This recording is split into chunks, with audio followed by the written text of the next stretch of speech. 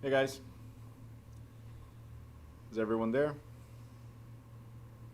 Let's see, we've got 26 people. All right, so let's jump to 29.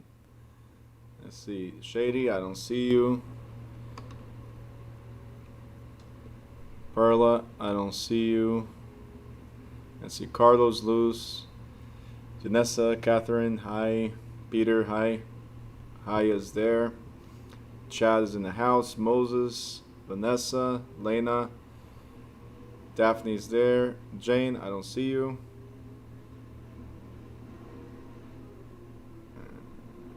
Okay. Steven, Avenue, I see you. Nicole, see you. Anthony, Gary's there. Nathalie's there. Talia, Sabrina, Geraldine, Mina Youssef is there. Who else? Brian, Heather, Meredith, Linda, no camera. Okay. All right, so I know it's Friday. I guess we're gonna have a few latecomers. That's what it is. Plus, it's also rainy. Traffic is ridiculous. We're back to pre-quarantine type of traffic, so it's been crazy. All right, so we're gonna start anyway. I would like to know if you guys have any questions that you'd like to address right at the beginning. If it's related, so this is for Daphne and this will be for Catherine as well. If it's related to the chapters we're about to go over, then let's skip those questions. If it's related to previous chapters, like 1 through 6, we can definitely address it now. All right. If you have questions, drop the question mark, and then I'll know that you're typing.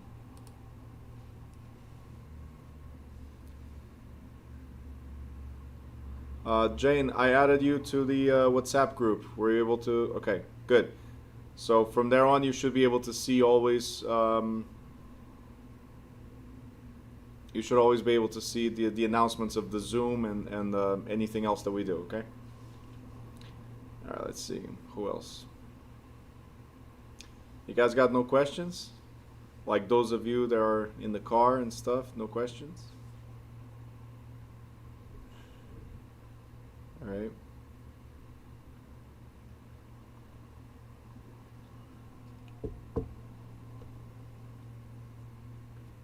So since you have no questions, I will mention something. I spoke to the real estate commission, and this online thing still does not have an end date. So that means my assumption means that we're gonna go all the way to the end of the year, still doing online classes. Um, as far as in class, so live presential in class classes. Still waiting on a response to see how will they allow us to do the in class as well. Because I know some of you, I've had people actually send me messages saying that online is a little difficult for them. They prefer to be in house, but I can't do anything until I get approval, you know. So otherwise, I have plenty of empty seats right here, and I would have you guys here as well. So I'm trying to see if they approve at least some type of hybrid type of scenario where I can do both. Like I can have a few people here that need it in the class and others online. The setup that I have is to have both. Even before the quarantine, I was doing online YouTube lives as I was teaching here. So I was already ready for something like this apparently. Just waiting on the approval.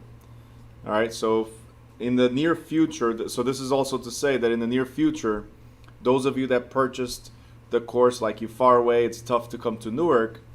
I also have a message from them on our communications that people that have the difficulty with the traveling, they'll still be available to do online. So I'll be allowed, let's say that they open up everything in a month, right? And let's say you haven't finished yet, or you need to keep on coming to the classes until you get your exam date. So pretty much what they're saying is that they will allow me to continue the online for some of you, because I know some of you, like I said, are really far away. So I'm trying to work things out in a way to where it's clear for us as a school and clear for the students what options you guys will have. Because I don't want them to just cut off the access and then I'll tell you guys, hey, I don't care if you're in South Jersey, I don't care if you're in Arizona, I don't care if you're New York, Alaska, whatever state you're in, I don't care where you are, you have to come here now, right? I don't want that to happen. So I've been communicating with them, and at least that part, the fact that they'll still allow us to do online as we're waiting for the people that already signed up, then that's going to be great, you know. At least that portion is great. Peter is asking, do they currently have testing for the license on pause, or how does it work? So my test, the school test, is still going to be through a Zoom session. The day of the exam, I'll give you a link specific for that day. It's not available for any other day or anybody else. It's just for you for that day. So I split into 2 sessions. There's somebody that'll do on Thursday, somebody will do on some of you will do on Friday. But the link is specific to that day. Even if you share the link after the window that I have for you to come in, right? After that window, it's not available anymore. So if you're in the meeting, you're in the meeting. If you didn't make it to the meeting, sorry, right? As far as the state exam, Peter, they are allowing it. People are already testing. I mentioned on day 1, I know you weren't here, but I mentioned on day 1 and day 2 that they are about a month and a half behind on the scheduling. So let's say you complete the course today, right? You complete the course today, I'll give you a certificate. You go online to sign up for the exam, it's going to be only a month and a half from now, more or less. Okay? And that's why I recommend and suggest that you keep on coming to these classes, or at least keep on watching the YouTube lives. The idea behind those versus replay is that you get to still communicate any questions you might have. So I have some people here that are from previous classes, and they still put questions, even though they already took the class, they're still putting questions through, and that's great, because it helps you clarify even more towards your ultimate goal, which is passing the exam. Okay, so Peter, yes, they're doing the exam. But that's presential. You have to go to one of the approved centers, which will be in New Jersey, or there's 2 approved centers in New York, and I think there's one in another state. I'm not sure about that, but I think there is. So besides New York, there's another state. Gary, what about taking the state test? Will they have it online? Okay, I think I just addressed it to you. It's individual testing. You have to go there, be present. So it's available from North to South Jersey, East and West, and then there's 2 places in New York. Okay.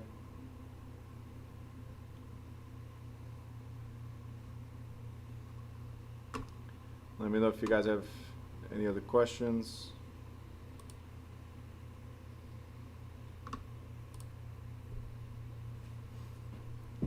All right, Abanub, I need to see your face. Guys, don't forget to have the camera pointed at your face. This way I also get to see, for instance, Steven chatting with other people while in class, you know. You can run, but you can't hide, people. The reason why I want it right in your face is because I can zoom into your eyes and I see what you're seeing. All right.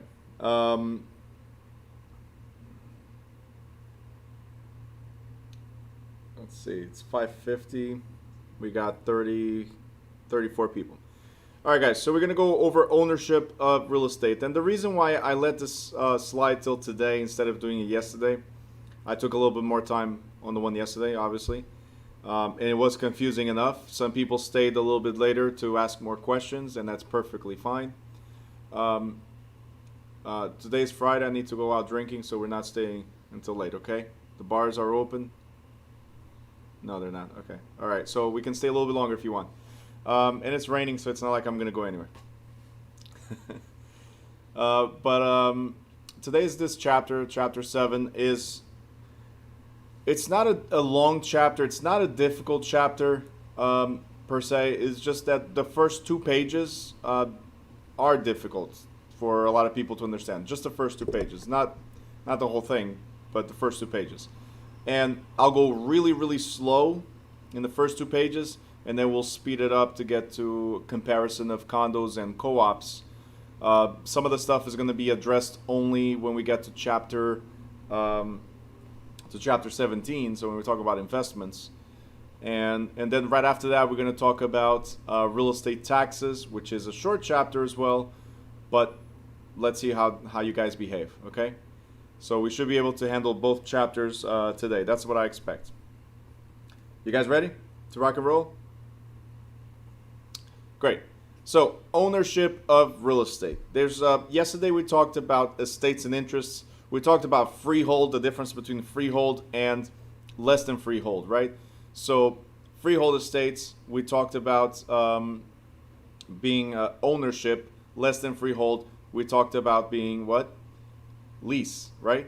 And then we talked about ownership as being estate and interest being claims. So we covered all that in the past couple days, right? Now, that was as far as the deed, who owns it, right? Now, we're going to talk about how you can own it. You can own it as an individual, or you can own it as an entity, right? You can own it with a group of people, right? Or as a corporation. So, or even as married. So that's what we're going to cover today.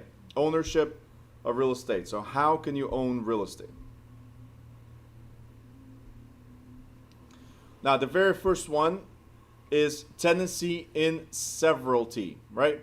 And when we talk about tenancy in severalty, I know that this word right here, you think already that there's a lot of people. Several, right?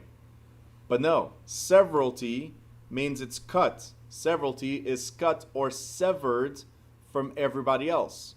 So when we're talking about tenancy in severalty, we're talking about one owner, which could be a person or an entity. Okay, tenancy in severalty is one owner, which could be a person or an entity. So what does that mean? If I buy a property under my name, Bruno, right? Then and there's no other owners with me, so I did not buy with you guys, I did not buy with a spouse, I did not buy with a friend. Nobody, it's just me, right? Me, myself, and I. Then it's one person, right? So I own it in severalty. If I decide to put this property in one of my LLCs, right, and I'm the sole owner or sole member actually of that LLC, right, then it's still the LLC owning it. So the LLC is still one.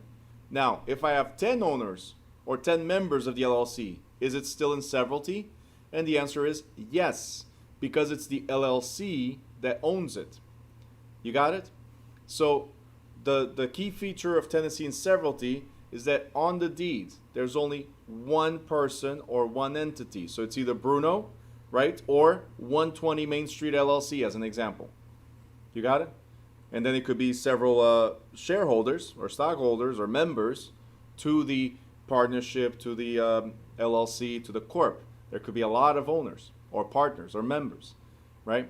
But because it's owned by one entity, it's still a tenancy in severalty. Severed, cut from everybody else. Severed. You guys good? Great. So, again, the term severalty means that all interest is severed from everybody else. Now, the thing about the tenancy in severalty, right, and we're going to compare all these three and how they play, but the thing about tenancy in severalty is that when the owner dies, then the title to the property, title, will pass to his or her heirs or devisees. Devisees are persons named in the will, as we covered in chapter 5, right? So what we're saying is that my shares in a tenancy in severalty, my shares, when I die, my shares go to my heirs. Okay, I want to make sure you guys are taking enough notes here because there's going to be a few differences as we go from different types of tenancies or occupancy of a property or ownership or title to a property.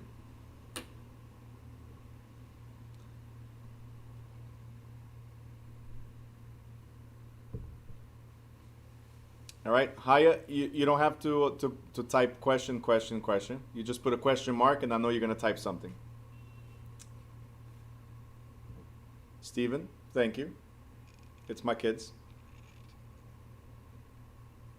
I know you're saying nice mug because of the heart. I know that's what it was, but it's my kids.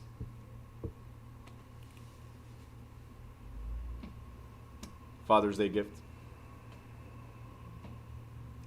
No. Hi, what I said is, in this type of ownership, okay, in this type of ownership, it's either one person or one entity. But within the entity, let's say it's an LLC, right? The LLC owns the real estate, right? But within the LLC, we could have, let's say, 10 members.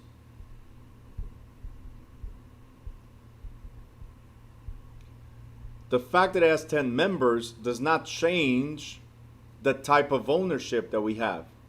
Okay, it does not change, because who owns the property? It's the LLC, and the LLC is one. Okay, so if it's one LLC that owns, it is still in severalty.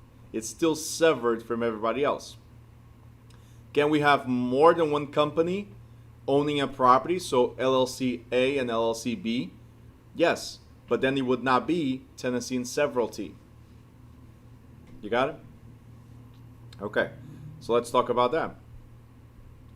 When you have more than one, we're going to call this TICS, tenancy in common. Now, why is it in common? Because we occupy it, or we have an interest or benefit it in common, right? You have your shares, I got my shares, but what's in common? The property. All right, so if it's two or more people, when two or more people own property, they do so as tenants in common. Now, in a tenancy in common, each owner has an undivided interest in the whole property. So you have your shares, I got my shares, but we have an undivided interest. That means we own it all together. So can we divide and say, hey, you get the second floor, I get the first floor? It's difficult. In the deed, we don't do that. You got it? In the deed, we could define the amount of shares, right? But the ownership is mine and yours. You got it? So it's undivided interest. Now, we could have different shares. So a tenant in common may hold 1/2 or 1/3 of the interest in the property. And again, as I said, it is impossible to distinguish physically which specific half or third of the property is owned. One thing you need to remember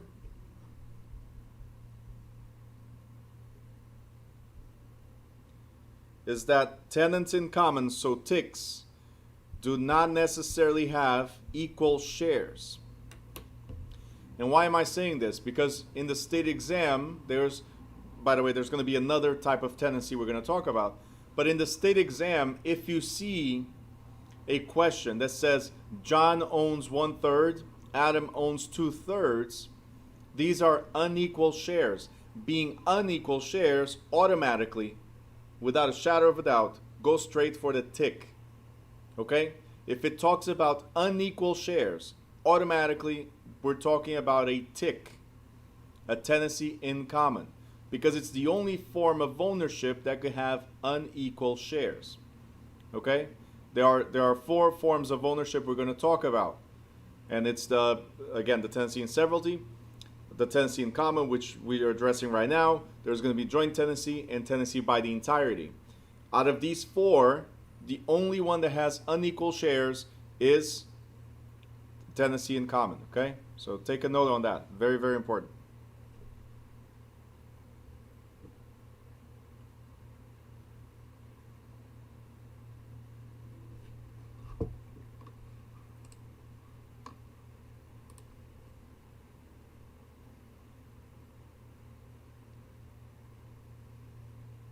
All right.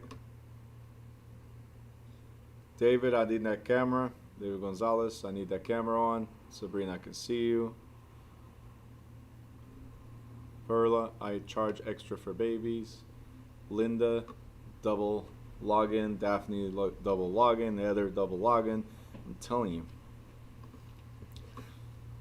All right. Yanessa, car rides are more expensive too. Okay. Brian, black and white. We'll give a discount. Give a discount to that one. All right.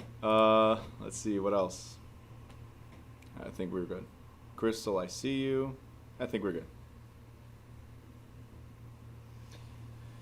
Having issues with video on laptop. No problem, Linda. I'm just messing with you. You don't need to explain. You're having problems. You're having problems. It's okay. Perla says, oh, hold on. Heather says, I'll give you more money in 20 years. Woo! I see how it is. But I'm not abandoning my claim. That's the problem. All right. Perla, how much extra? He's getting 75 hours too. It's a 2-for-1 deal. Sure. I just hope he remembers in 18 years that he remembers this info so he can get his license. Yanessa says she's been on the road since 2 a.m. All right. Didn't want to miss the class. 3 more hours to go. Very good. Just so you guys know, you should not plan any type of traveling or any type of vacation or something during the class time. Okay? Unless it's an emergency. You shouldn't because it's distractions. That's the only reason. All right. So you guys got it here, right? Now, in a tenancy in common,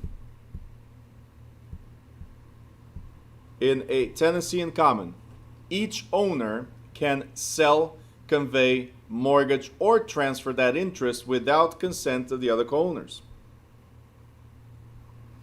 That means if we all own a property together, guys, if we all own a property together, I don't need your permission to get a loan against my share of it. Okay? Without consent. I don't need your permission to sell it to somebody else. I don't need the permission.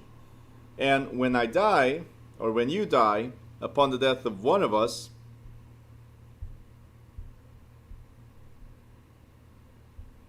that interest also, just like tenancy and severalty, passes to the heirs. So why are we repeating this? Right? Why are we saying the same thing as we said for tenancy and severalty? Because the next one that we're going to talk about in a little bit, we don't have this right to pass it along to the heirs. All right? So tenancy and severalty and tenancy in common, if you die, your shares go to your heirs or devisees if you have a will prepared. Okay? Now, let's say I cannot sell my share because of whatever reason, the partnership maybe the value of the property, whatever. I cannot sell my share. So I'm going to come to you guys and I say, listen, things are tough, times are tough. You guys don't want to buy me out, so what we're going to do is I'm going to take you to court. I'm going to take you to court and I'm going to force you to sell the property because that's what's going to happen, right? So this is called partition. I'm going to sue you to partition or split the property.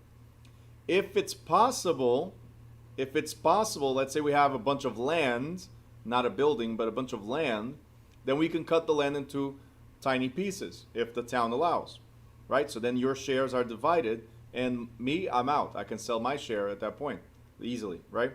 If not, then the court determines that the land cannot be divided into parts. Then they'll force the real estate sold. And then the proceeds of the sale, so whatever money comes from the sale, is divided by each owner according to their fractional interest. So if I have 2/3 of the property, right, and you guys have 1/3 of the property, when we sell, whatever the value is, let's say $100,000, I get 1/3 of the 100,000, 2/3 of the 100,000. You get 1/3 of the 100,000, and that is a judicial order. So it's a judicial partition or judicial separation. The court said so. Got it? So it's either physical, where we can split it, right, or judicial, because the court said there's no way to split it physically, so we have to sell. think about this. We have a 3-family, right? A 3-family together, all of us. We have a 3-family. How are we going to determine what you get? Can we split the 3-family into 3 parts? No, because the town most likely will not allow it. Unless we can convert it to condos somehow, right? But most likely not. So what we're saying here is, because it's almost impossible to split that 3-family into 3 parts, right? It's almost impossible to do that, right? We're going to force the 3-family to be sold. Whatever money comes in goes to everybody according to their interest. And that's, again, judicial partition. Remember the difference between physical and judicial.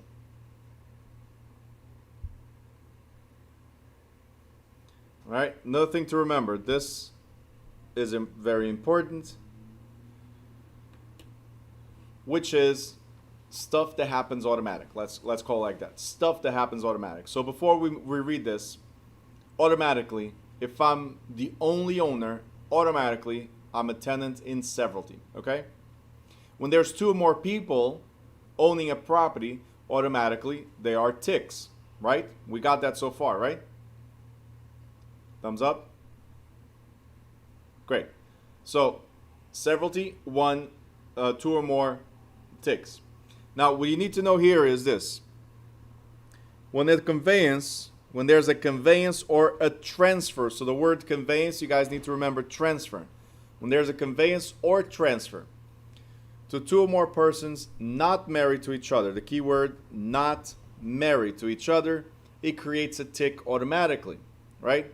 As I just said, unless it's stated in the deed. So if the deed says we all own it, all of us, the 39 of us here own it as joint tenants, which is the next one we're going to talk about, then it's different. But if we did not determine the type of ownership or form of ownership that we want, then automatically we are ticks. You guys got it? 2 or more people. If we don't define how we want to own the property, right? If we don't define, then automatically we are ticks. The same way, guys, if we don't define our shares, right, then automatically they will be equal. So guys, I put $1 into this $100,000 property. I put $1 just to be a nominal fee, just to give some type of consideration. I put $1.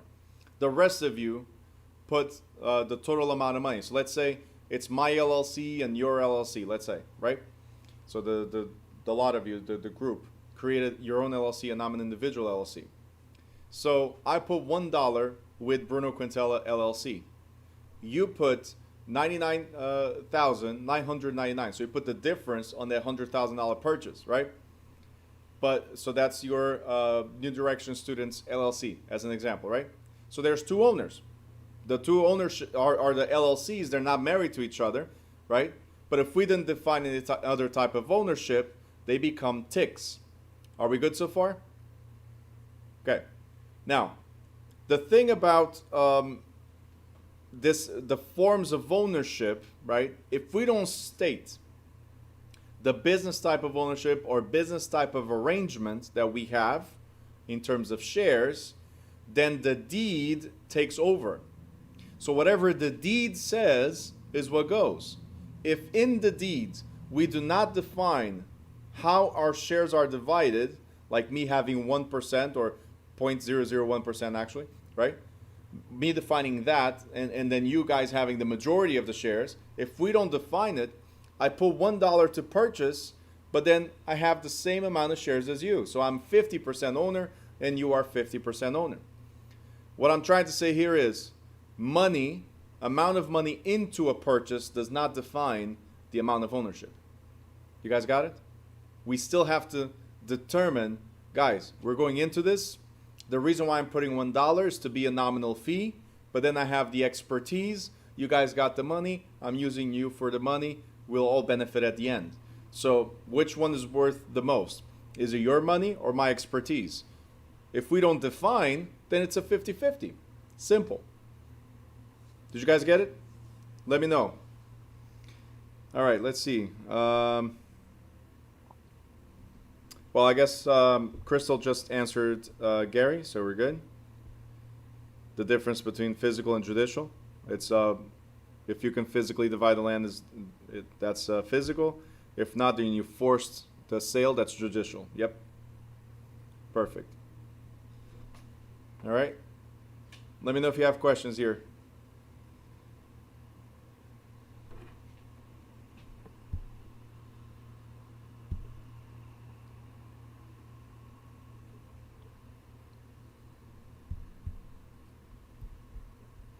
I'll give you some time to ask questions as I'm doing this.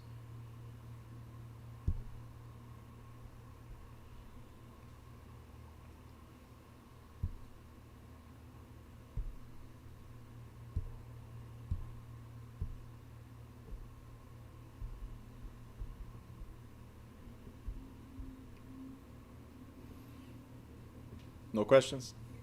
I don't see a question mark coming, so we're good. All right, so right here, guys, let's assume that this circle right here, this bubble, means 100% shares or 100% ownership, right? There's one owner, owner A. Therefore, this ownership is in severalty, right? That was easy. We already covered it, didn't we? Great. So now I'm going to take the severalty out of here. It's always based on 100% ownership, right? But now we're going to bring two more people. So two more players. B and C. Now, we're going to call this tick. But before I call tick, I have to divide the shares. Okay? So unequal shares, automatically, this is a tick. If you don't read anything else into the question, automatically a tick, right?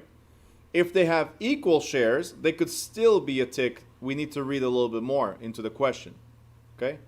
So remember this, unequal shares, automatically, this is a tick. Still based on 100% ownership.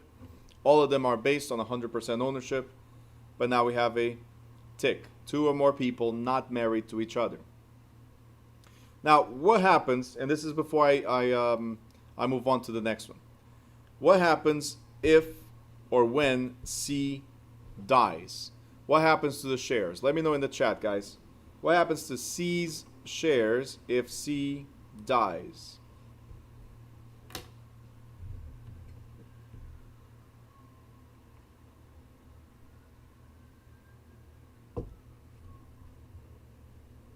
It goes to heirs. Perfect.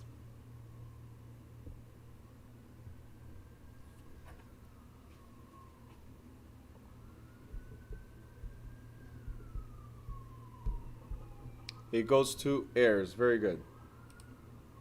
Okay? So if C dies, the shares go to heirs or devisees, as some of you wrote. Heirs or devisees if there's a will. Okay? So shares go to heirs.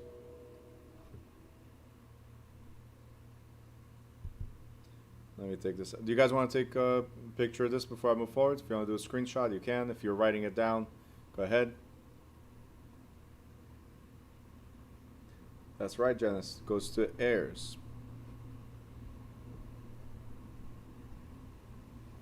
All right.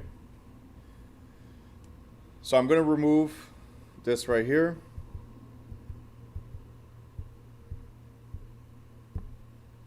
Now, what I'm showing you guys here, this division here, does not relate to the amount of money we put in, as I said before. Okay? So I put $1 as an example. This person put $30,000. This person put $50,000. So it's not the shares that determine, the shares are not determined by the amount of money you put in. They're determined by agreement of how we splitting the shares. Remember that. If we don't define anything, then the shares would be equal. Okay? I'm going to remove this now, because now we're going to enter the next one. All right. So here comes the confusing one. Ready? And here we have Justin Timberlake, JT. Ready? So, thank you, Vanessa. I appreciate it. That was great. The fact that you laughed at it and nobody else did, at least somebody still gets my corny jokes. Got it. All right, so Linda was just shaking her head like, oh my God, so embarrassing. All right, don't agree with me, okay? Joint tenancy. Now, JT or joint tenancy. So the previous one we call TICs. Here we're going to talk about joint tenancy, JTs. It's a lot easier to say this way. I want you to notice what it says here. Two or more people starts the same way as the TIC, right? Two or more people may also, keyword, choose to own property as joint tenants. That means this is not automatic. All right? It's not automatic. You have to choose to operate as a, or to own, as a TIC or as a JT. If you don't make a decision, then you are automatically a TIC. But you can choose to be a JT. Now, what are the differences between owning as a tenant in common or owning as a joint tenant? So here we go. First of all, the main feature of this type of ownership or form of ownership is called right of survivorship. And this, guys, is what you really, really need to remember. The right of survivorship is the key feature. Write that down somewhere before I move forward. The main feature of a joint tenancy, right of survivorship. Like Crystal just wrote on the chat, last man standing wins. Or woman, okay?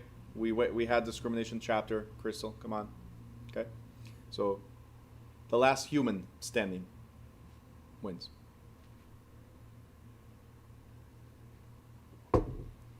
Ready? Did you guys write this down? You took the notes? All right?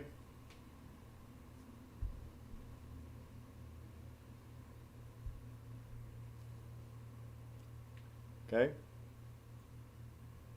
Surprisingly, chat doesn't even make a comment on that one. After yesterday, that's it. All right. Ready? Okay, I see some of you are probably still taking notes, or Chad is taking notes. All right. Don't worry, I got you covered in the next example. Heather's like, I see how it is. Much love, though. Okay, Heather, don't worry. Yesterday, when all of you left, I killed Vanessa, and then all of a sudden her husband's on the camera. I also married Vanessa, and all of a sudden the husband's in the camera. I'm like, okay, I'm sorry. It was just for a couple of seconds. It was like it's like the 5-second rule. Don't worry, she's yours again. I mean, it was just for the example. All right. Are you guys ready or what? I see some of you still. I don't know if you're taking notes or if you're chatting. Just want to make sure you guys got this. All right.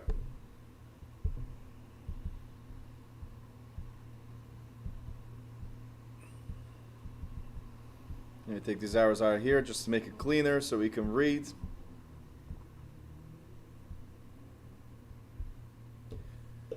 All right, so what is the right of survivorship? So as Crystal wrote in the notes, last man standing, right? So that means that the death of one of the joint tenants, so the death of one of us, simply means that is one less person in the group.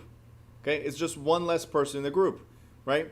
So the remaining joint tenants receive automatically the shares that used to belong to that deceased person, right? And this is automatically.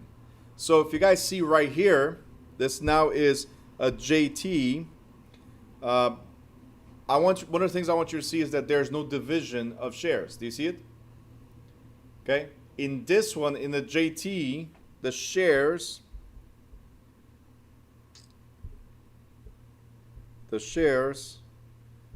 are equal. Okay, so the shares are equal. So it's undivided shares, undivided possession. Okay, in the other one we had undivided interest, but we can have divided shares. Now here is everything is equal. Okay, but the key feature, the main thing about JT is that when C dies, are you guys looking at the screen? When C dies, C just gets erased. The shares now belong to A and B. So it used to be 1/3 each. Now it's 50, 50, right? You got it? Cool.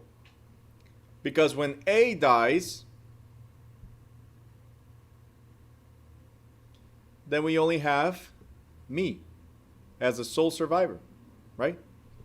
So here's what's going to happen. Because I'm the sole survivor, the JT ceases to exist. And when there's only one person, what do we call it?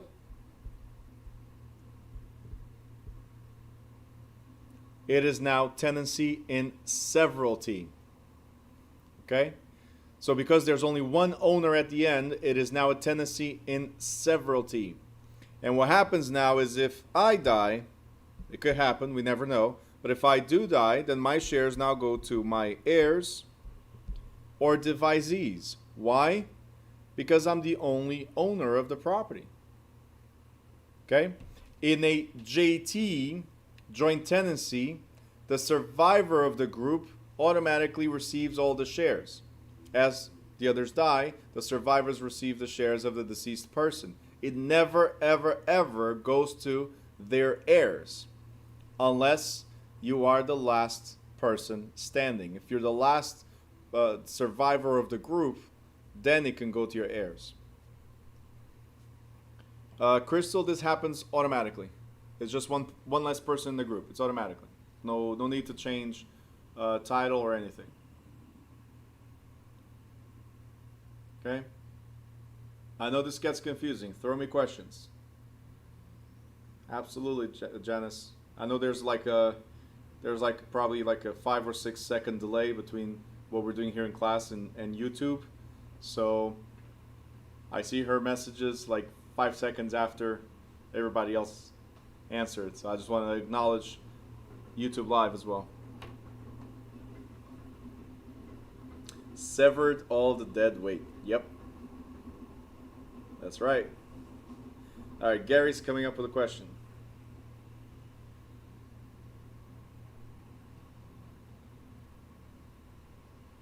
Daphne's coming up with a question. All right.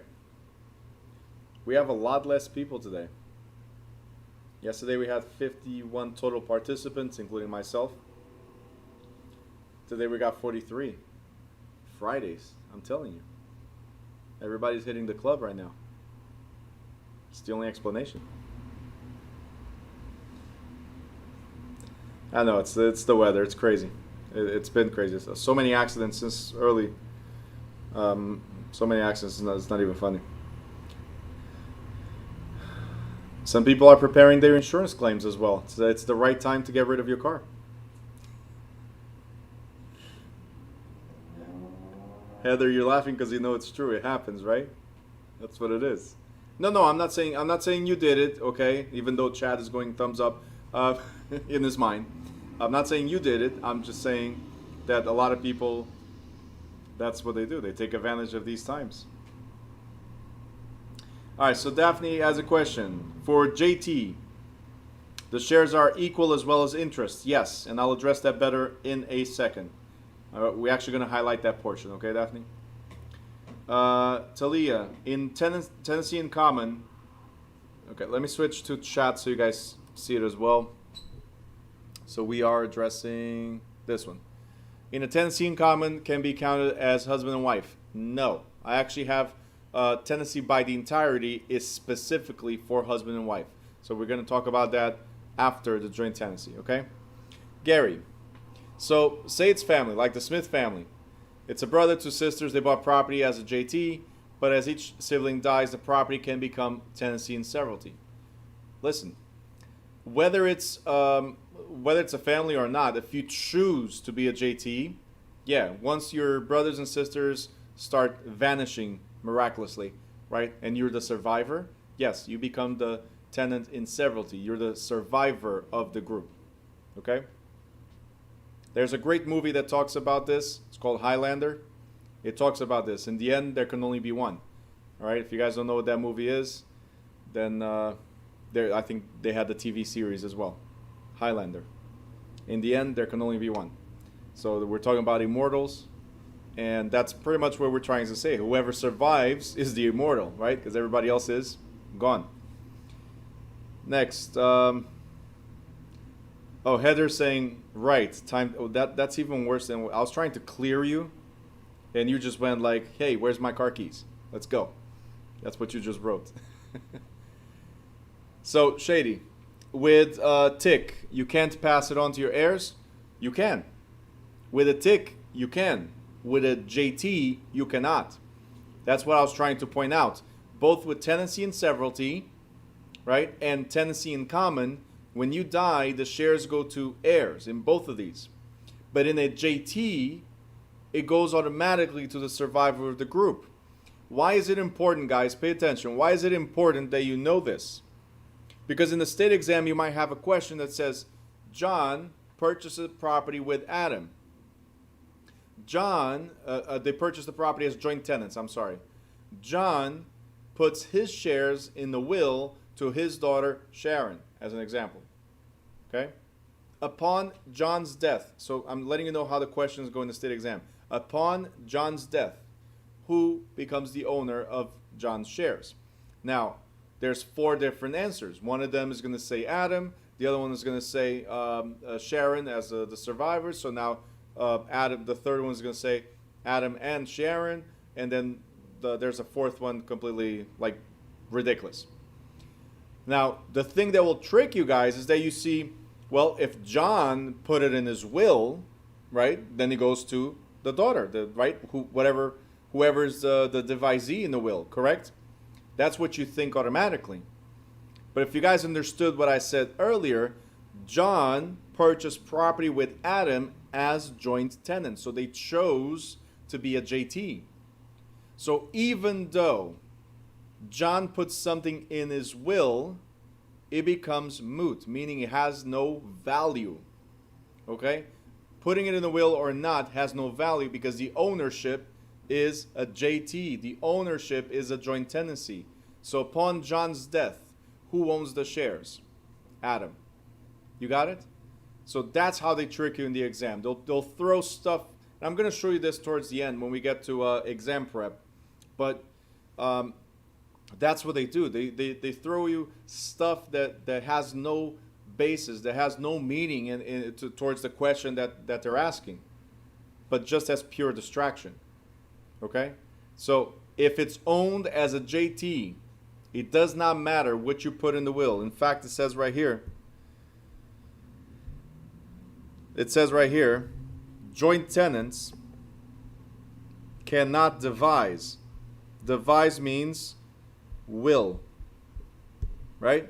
You guys already know this from I'm sorry, not showing you. You guys already know this from chapter 5. You cannot will it. All right, so Crystal's asking, a husband and wife could not, okay, I'll address husband and wife in a little bit, okay? Crystal, I have another ownership, or form of ownership just for husband and wife.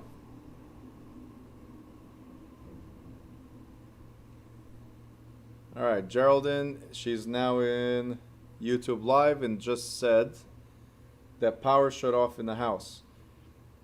I had that in the last storm here at the office. We actually, the previous class, the first day the one before that, I actually had to cancel the class because everything just shut off. All right, Sarah's asking, what happens if everyone dies? Well, everyone will die eventually. So what happens if everyone dies? Let me see where Sarah is. Sarah, there you go. Oh, nice hair. What's going on there? It's rolls. Got it. All right. I don't know if you were playing Medusa for or something. All right. So what happens if everyone dies? Let me ask you something, Sarah. Does everybody die at the same time? Is there a possibility that everybody dies in the same time?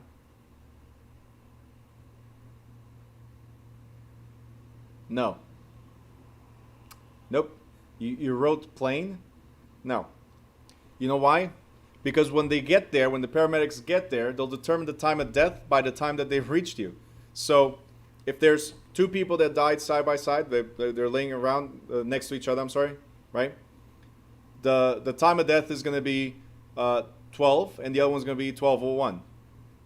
Okay? They never determine as, hey, they all died at the same time. It's almost impossible to do that. So they didn't die at the same time. So, well, it's again what I'm saying. Nope, it's again what I'm saying. So they will give different times. So that's why I'm telling you guys. I'm telling you guys. That's why when I teach the insurance class, if you're in an accident that's really that bad and you know that both of you are going to die, and you want to, if you ever get that, I hope it never happens. But if it does, think about your heirs. So think about your heirs. Make sure you start punching the person next to you. Let them go first, because then you'll be second, and the second to die is the one that gets the benefits, okay? So remember that when you're at that moment. All right? Simple. It's a joke, but what I'm trying to say is there will always be a different time of death. 12, 12:01, 12:02, 12:03. There'll always be a different time of death. Okay? Even if they die supposedly at the same time. And again, I teach that more in the insurance part than here. So Catherine answered correctly. Goes to the heirs of the last man standing. Janice, I saw your comment on YouTube. We're going to address that in a second. So the time, title, interest, and possession. We'll address that in a second. Sarah says, noted. Kill them off first. Yep. Daphne, can the will state that if they die, the shares go to heirs? Look, in the will, you can determine whatever you want. And also, here, there's another thing you can do, guys. Let's say that, because this type of ownership, so you guys understand, is more a business decision than anything else. And I want to make sure you guys pay attention to this. It's a business decision, right? Because why would I say that, hey, when you die, your shares come to me, it doesn't go to your heirs? Why would I do that? It's very simple. I do not know how your heirs are in terms of business. I know you are business oriented. That's why I got into business with you. All right? There's a lot of situations where heirs now take over and say, hey, Bruno, we're going to sell this because we want the money. I'm like, wait a minute. This is an income producing property. We're all making money here. Why are you forcing me, as in TICS, remember? You can do a judicial or a physical partition, right? Remember that? So why are you, heir, that has no idea what real estate is or business, why are you forcing me to sell? It's profitable for both. Okay? So that's one of the reasons why we get into this type of ownership, because we know it's a business decision. It'll come to me and I'll handle it. Now, addressing again Daphne, right? Addressing again as far as putting in the will that if I die, everybody gets a piece. I can, but I can also make an arrangement when we purchase the property. I can also make an arrangement that says that upon your death, right? Upon your death, I'll give almost like a disability insurance or something like that. I'll give 50% of what you are getting, I'll give to your family. We can make an arrangement like that. Does that make sense? Right? Or we can insure your life. We can do so many other things. The key feature of a joint tenancy is just to say, this is a business decision, and I know how to run business. You know how to run business. He or she knows how to run business, and we want to keep it like that, in that closed circle. We don't want significant others, with no offense to anybody, We don't want significant others. We don't want heirs to butt in and say, hey, let's erase that this was ever ours. Give me the money. I'm going to go and waste it all in Atlantic City. Do you understand what I'm trying to say? That's what this type of ownership is for. It's more like a protection for the family. All right? Next, as we already said, only the last survivor may dispose of the property by will, because now they have it in severalty, okay? Only the last survivor, they have it in severalty. Now, how do we create joint tenancies? For a joint tenancy to exist, there has to be 4 unities.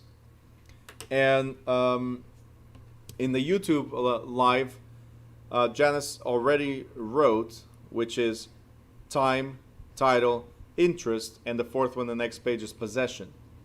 Now, the unity of time means that all of us, let's say we had here A, B, and C, right? See how I kill people and then resurrect them? Simple. All right, so A and C are alive again. Now, the 3 of us, A, B, and C, we acquired the property. So let me erase this. We acquired the property at the same time. Okay, that's what it is. Unity of title, all joint tenants, so all of us, A, B, and C, we acquired our interest with the same deed, which in this case is title. Okay.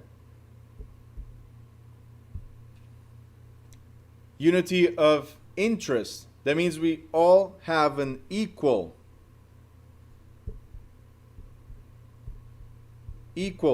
ownership interest. You guys remember in ticks we could have unequal shares, right?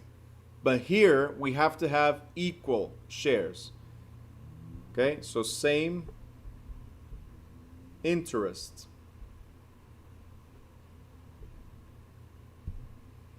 And finally, next page, number 4 is possession. So all joint tenants hold undivided possession of the property. So we have to have these 4 unities: time, title, interest, and possession. Okay? As a summary of this, we have that these 4 unities are present when titles acquired by one deed, signed and delivered at one time, conveying equal interests to all the owners who hold undivided possession. All right? It's a nice sentence that explains the 4 unities right here. Okay? Same deed, same time. So let's say, Daphne, you got it? Or you're right, never mind, I didn't even see the message. So I never know if if you got it or if you just that I skip it. That's what I'm saying. All right, so type it away. So what we're saying is very simple. Undivided. So when I was showing you here, look, simple. Remember here we used to have a division of shares. They're equal undivided shares. That means doesn't matter what you do, when one dies, everybody acquires the same amount of shares. They have the same amount of interest or possession to the property. That's what it is, okay? So everything here has to be equal.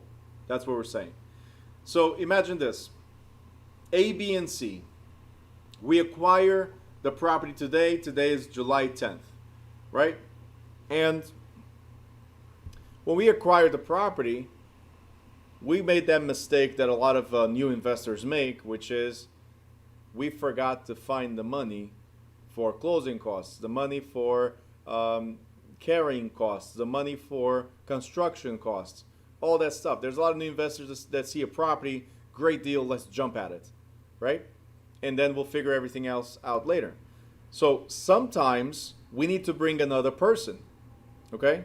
So let's imagine, guys, that we bring another person to the plate. We bring D. Now, the A, B, and C acquired the property today. We now figure out we need another person. Did they come in with the same deed at the same time? They could have the same interest and same possession, but did we acquire with the same deed and at the same time? And the answer is no. Therefore, this person is excluded from the JT and does not have rights to the JT. Meaning, pay attention here, meaning if C dies, A and B still keep the remainder of the shares. D never has access to C's shares. Why? Because they're not part of the joint tenancy. They're not part of the original deal. They came after.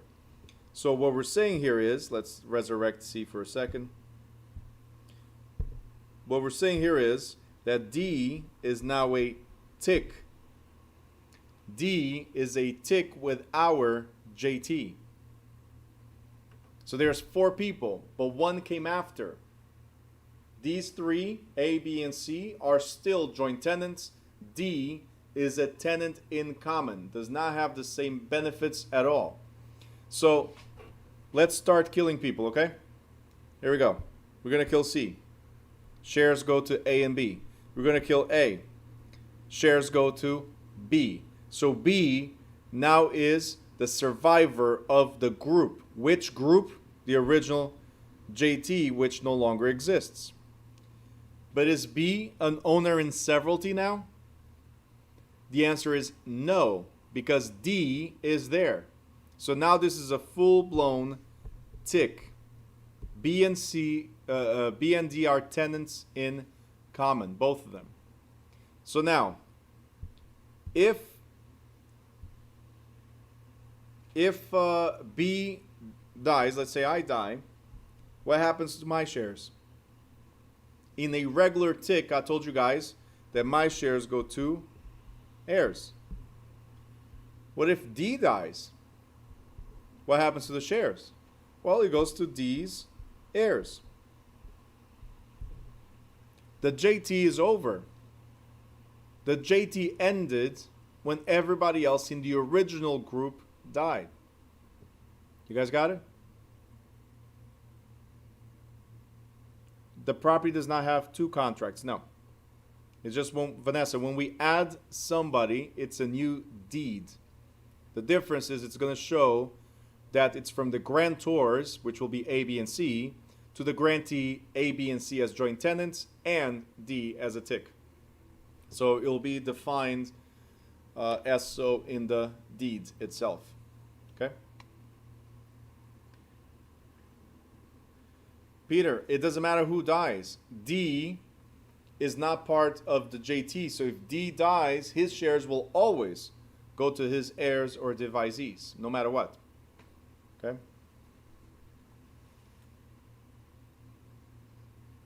Riley, wouldn't the JT end once A and C? Yep, it did. Riley, it did. That's why it ended, and this became a full-blown tick between B and D. So no longer a JT. Yep. Daphne, how are you able to add D to the JT? Doesn't that break the contract? No. It breaks the contract on these shares and whatever we gave up. But the rest of the shares are still equal, undivided amongst the original, right, owners, A, B, and C. So whoever, we can bring people later. We can sell our shares. The thing is, because these people come at a later time, right, they don't have the same benefits that a JT has. Okay? They come at a later time, that's all. For you to be part of the JT, you must have been there the same day, right, in the same deed. Everything else could be, like D could have 1/4 of the shares, right? So now it will be equal for everybody, right? Let's rewind this a little bit.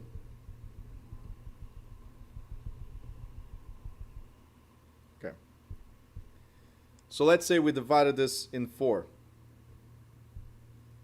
It's going to be a really bad division because of the way this is. But let's say this is 4. So D has 1/4, right? So this is exactly what just happened. Sorry, I was just trying to divide it evenly. So D has 1/4, right?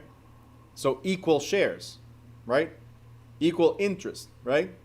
But D did not come at the same time or through the same title or deed. That's why he's separated, right? Severed from these. Okay? A, B, and C still have the JT. But D came later, so he took a cut from the original JT. He becomes a tick. You got it? It's the same thing as, let's cut this out. Let's take D out of here. Same thing as we were saying, C wants to get out. So C sells his shares. We assume that C's shares, because there's 3 of us, right? C's shares is 1/3. So what are we going to do?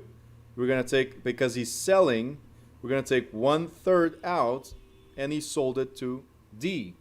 Again, a separation. Again, a cut from the original JT. Who's left? A and B. When A dies, right? So C did not have to die. He sold. But A died. Well, then B gets the rest of the shares. You got it?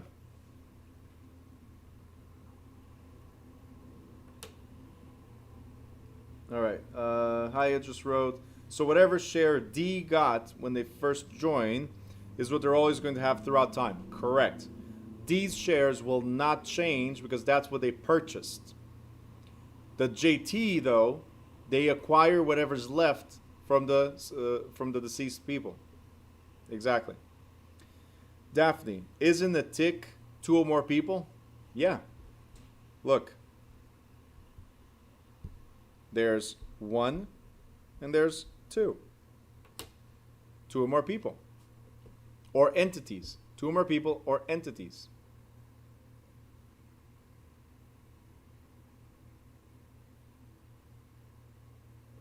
Okay. Before they died, that's what you're saying?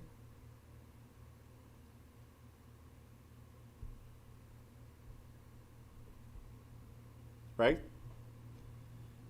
Now it's entities. Let's go by entities. So this is group 1 of people and still a second group. There's actually 4 people, but again, because they have a special arrangement, which is called JT, they have a special arrangement, they keep that arrangement. D is the second person or the second entity to enter into this deed. See, A, B, and C, they operate as one entity.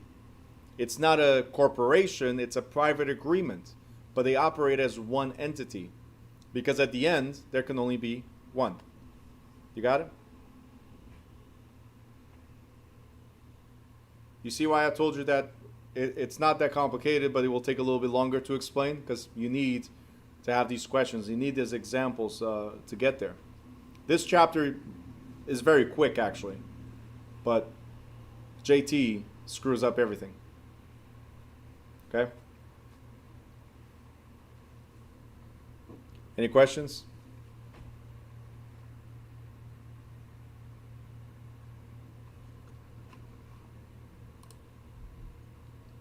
No? Cameras. Make sure you got cameras on.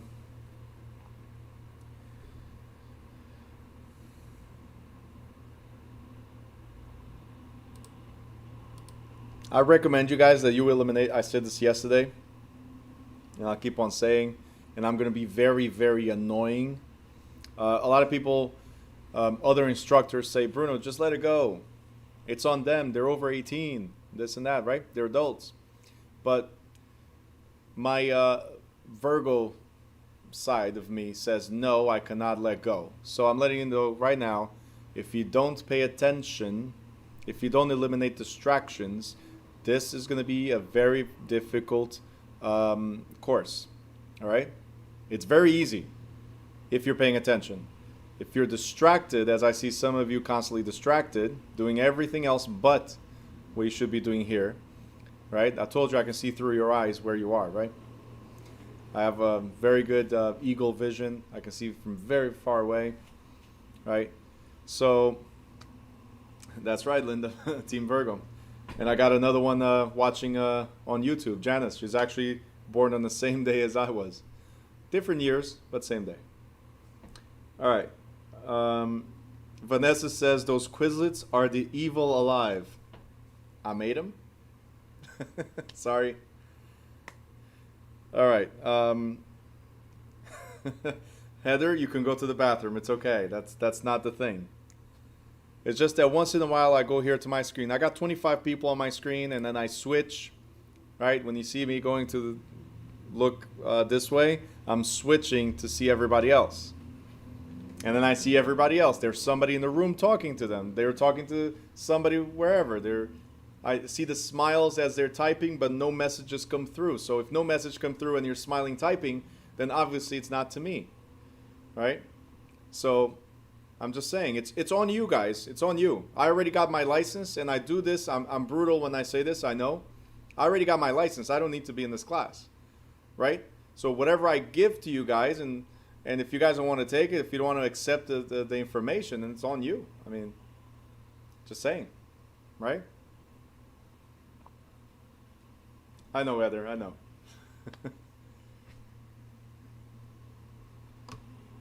All right, guys. So make sure camera's on, make sure you're paying attention and asking questions, which is the key thing about this course, is asking questions. Do not assume or presume you got it. And then, like, if you have a little bit of doubt, like you're 99% sure, but you have the 1%, ask me the question again. I will explain again. You guys got it? I prefer this way, so everybody goes through. Everybody passes. All right, so with that being said, let's clear these things out.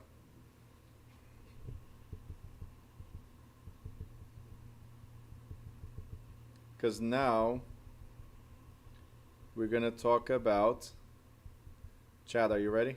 I told you I had one for you, right? Okay.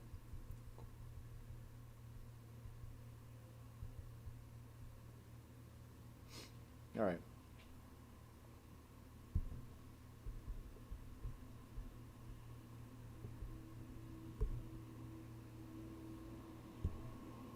Okay. So I already explained how we terminate joint tenancies. It's by adding people or removing people, then it breaks the tenancy. So that's it. You guys, in the book, you have a lot of examples of this. So right here, you have a lot of examples. The circles represent 100% ownership and so on, who gets what. But now we're going to talk about, hold on, Daphne, question coming through.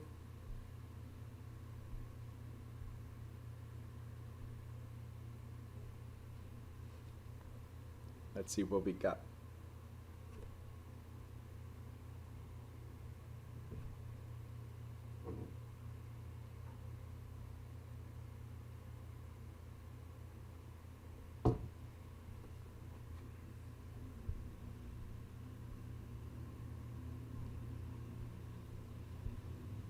As she's typing, I'm just pointing out, this is, you guys have been asking about husband and wife, husband and wife, husband and wife.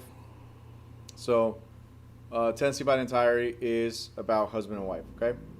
So it's a special type of ownership.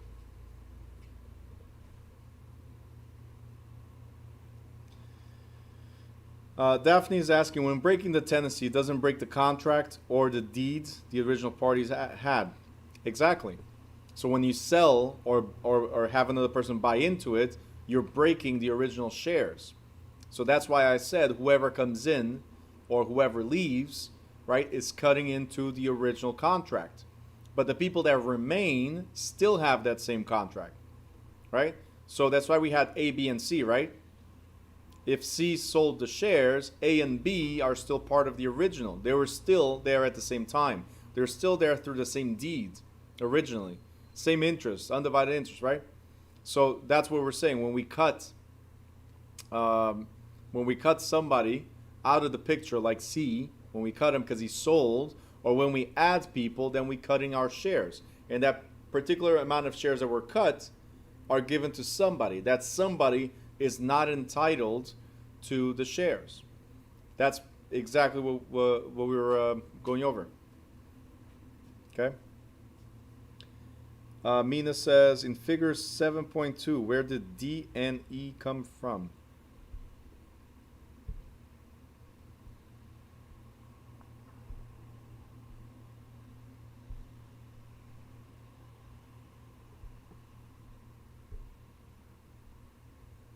It was just an example.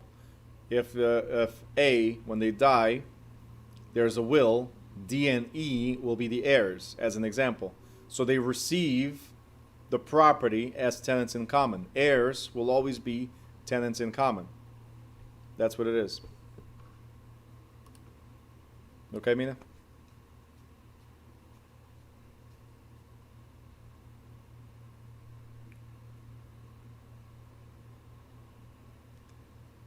Are you typing or, Mina? I don't know. Did you get? Oh, you got it. Okay, cool. Always give me a thumbs up so I know that you guys got it. Okay. All right. Haya has a question.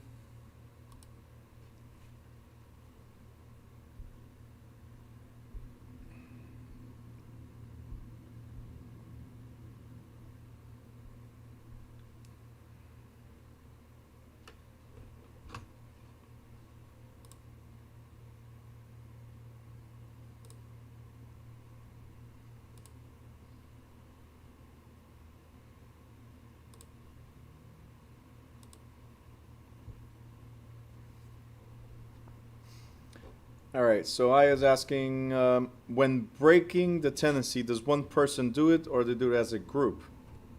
Like, does one person reduce their shares or does everyone reduce their shares? It depends. In my initial example, the 3 original owners, right, they sold part of the shares to D. So everybody lost a little bit. But if one of the entities sell a share, then that's what's reduced from the group. So again, it depends. You got it? Cool. All right, so let's go back to this. Tenancy by the entirety. Husband and wife. In no particular order. I'm just saying because that's what it says here. Okay? Husband and wife. So the key feature of tenancy by the entirety, or the same as joint tenancy, if you guys remember from dower and courtesy, right? But after dower and courtesy was abolished, husband and wife are now entitled to own property as joint tenants. They have joint possession of their main marital residence or of any property they acquire while married. Okay? So they must be husband and wife when they receive the property, when they acquire the property. Okay? If they were a boyfriend and girlfriend and then decided to get married, well, when they purchase the property, if they're not married yet, they're ticks. Unless they chose to be JT, which is a similar right that we have here. Okay? One of the features, besides being husband and wife, one of the features that you have in this type of ownership is also, just like a JT, the right of survivorship. What does that mean? Well, let's go here. We're going to add husband and wife. Do you guys see a division here? Is there any division here? No. So this is very similar to JT, isn't it? Very similar. So let's kill the wife. Okay? If we kill the wife, what happens to the shares? Let me know in the chat. So aggressive, aren't I? If we kill the wife, what happens to the shares?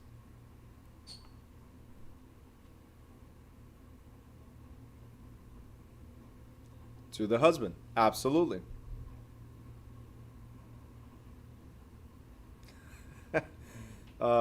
Vanessa, what is that? Right? What is that? Is he there next to you again? Let him know that he has certain rights if he, All right.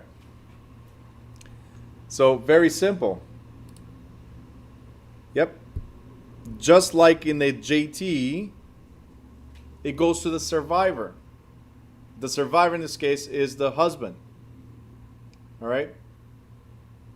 Nicole, what are you doing there? You getting distracted by your mom? Monica, go to a different room. Thank you very much. These parents, seriously. She's throwing balls at you. Did not say before, guys, no distractions. I'm going to have to drive to Kearney and address this. Okay.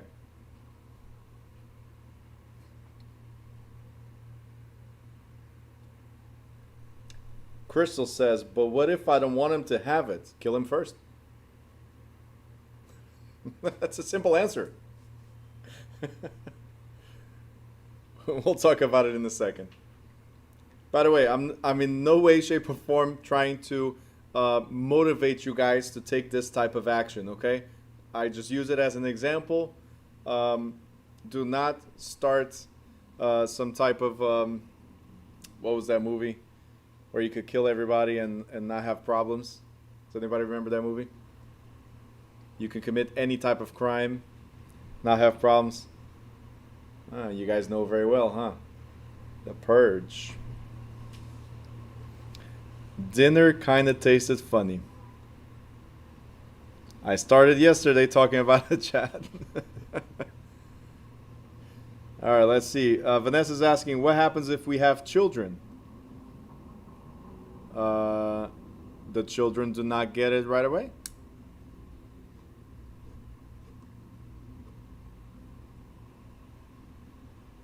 So Daphne asks, when the husband gets it, does it become severalty? Absolutely. It's only one owner. Absolutely. Carlos says, I'm taking her out fishing tomorrow. Make sure you get a boat, okay? Don't just take her out fishing and then, no, boat. Do they have to wait until their dad dies? Well, okay, guys, here's the thing. There's something called a will. Can you will property? Can you guys make an agreement to that? There's a lot of arrangements we can do. What we're talking about here, guys, is what happens automatically if we don't choose to own it in any different way. As husband and wife, when you own it and one of you dies, then automatically goes to the survivor. Just like a JT. Got it? If you want to own it as ticks, then when the wife dies or when the husband dies, then the shares go to the heirs, which could be the husband, right? And the children, or strictly the children. But automatic things, tenancy in severalties, one owner or entity, automatically tenancy in severalty. Ticks, automatically when there's two more people not married to each other. If they're married to each other, then automatically they are tenancy by the entirety, unless you choose otherwise. You got it? So it's all about contract. It's all about how we express the type of ownership we want to have. Okay? Let's see what else we got here. What happens if there's a divorce? We're getting there in a second. Hiya, so can the married couple make it a tick? I just said right now, yes. If you choose to be a tick, yes, absolutely. All right, so let's bring back the wife. Boom. Telling you guys, I kill and boom, bring him back. Powerful. All right, this is the power of being the instructor. Okay. Now, let's assume this. Husband and wife, right? Let me just erase this. Wrong one. Wrong tool. What happens if we get divorced? Husband and wife get divorced, right? Now, what's going to happen is we're going to divide the asset. There's a division of the asset, right? You guys good so far? All right. Gentlemen, I am sorry, but I have to be fair to both sides. What happens if the husband dies now? Who gets the shares? Let me know in the chat. Who gets the shares? I'm a fair kind of guy, so I killed the wife first, but now I'm killing the husband, okay? What happens to the shares? I'm not going to answer, Heather. This is why you guys need to pay attention to the questions in the school and state exam.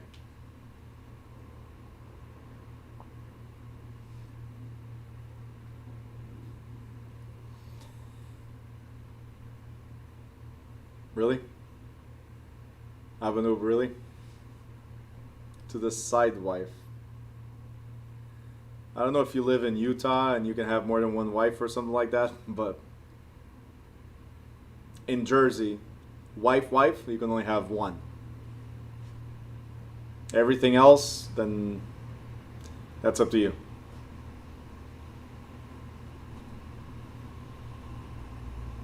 All right, no more comments? All right, so let's see.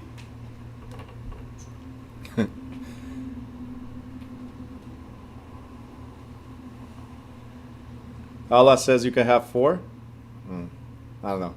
There's also a bunch of virgins in heaven supposedly waiting for you. I don't know. I know about Jersey. And Jersey says, no, you cannot. So. All right. Heather says side wife will be dead too. Of course, if the husband's not around, there's a reason. She found the side wife. All right, guys. So let's address this. Ready?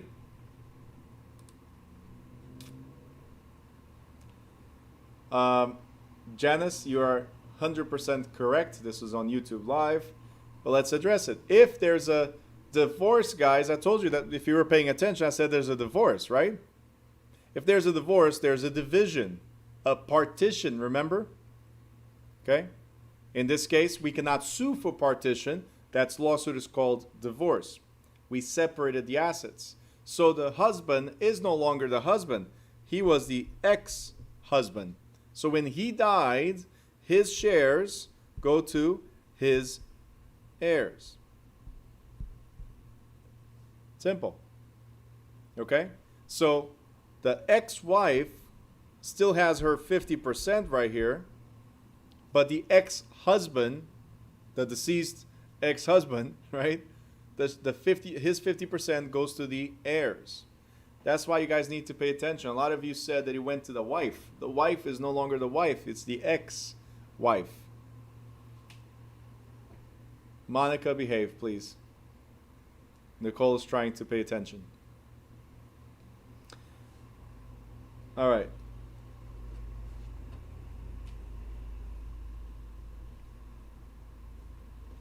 Daphne, absolutely. Thank you.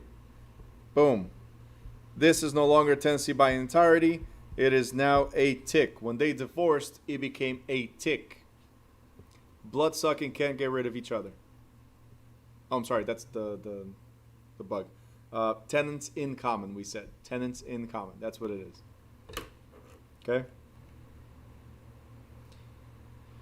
Talia's asking, if the heirs live with the ex-wife, what about it?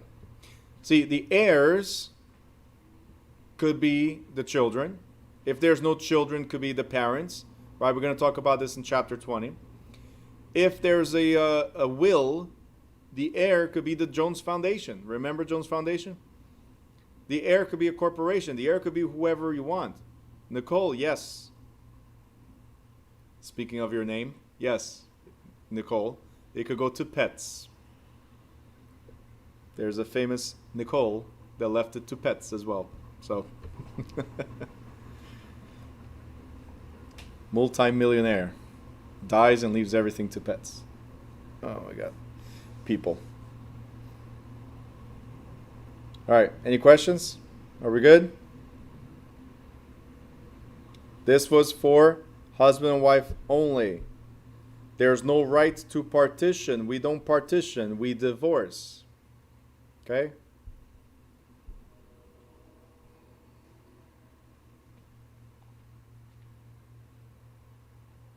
Are we good? Thumbs up? Good. All right, so now we go into business form of ownership. And we are on page, if you guys follow me in the book, page 87. And we're going to talk about partnerships, okay? Let me just clear this in case I need to go back. We're talking about partnerships. Now, a partnership is an arrangement between two or more people, okay? Now, this arrangement is, hey, guys, we're going to get together and we're going to run this type of business or whatever it might be, right? So as long as it's something we have in common, we're going to do. Now, we can classify this as a general partnership or a limited partnership. As a general partnership, then we are all generals. What does that mean? What does it mean when you have all generals? It means that everybody has a voice. Everybody can say or do something or has participation in the business. Okay? We're all generals. We all have some type of action or role in the business. Okay? Now, the thing about general partnership, and the biggest difference between general and limited partnership, is the amount of liability that you have. See, in the general partnership, we share the profits as well as liabilities. And it gets worse. We share liabilities beyond the amount of our initial investment. And we are personally liable. Meaning, there's 40 of us, okay? There's 40 of us. Let's say we buy a building. Building is great, giving us a lot of money, and every year we split that money amongst our fractional interests. So we're all happy, aren't we? We're making money. Now, what if there's a lawsuit? Somebody fell on our building and the insurance did not cover everything, and we're talking about $1 million. Who has to pay the $1 million? Well, technically, all the partners. But what if the partners don't have the money? What if the partners don't have assets? What if there's one or two partners that do? Well, the thing about general partnership, right, is that our liability is joint and several. What does that mean? It means that you are responsible for everybody else. So if there's only one of us that's capable of satisfying the lawsuit, so paying the lawsuit, then that one person must pay, and then whenever possible, recover from the rest of the other people. All right, did you guys understand that? General partnership, we are all liable for each other. So if you don't have money and I do, I have to pay for you.